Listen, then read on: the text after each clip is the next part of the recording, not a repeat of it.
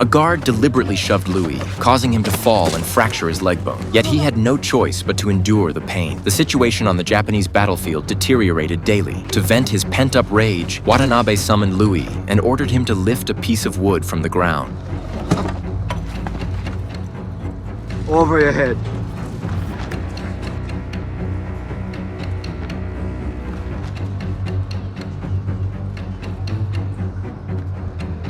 He warned the soldiers that if it fell, they were to shoot Louis dead. Louis staggered, barely able to hold it. The daily labor had long drained his strength, yet sheer willpower kept him standing for hours. Watanabe showed no sign of satisfaction. Everyone stopped what they were doing, setting aside their tasks. They watched, cheering Louis on.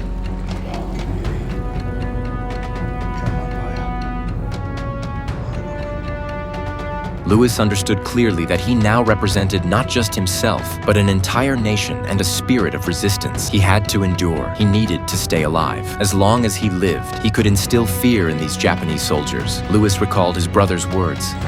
You can do this, Lou. Just gotta believe you can. He summoned astonishing willpower. With a roar, he hoisted the log above his head.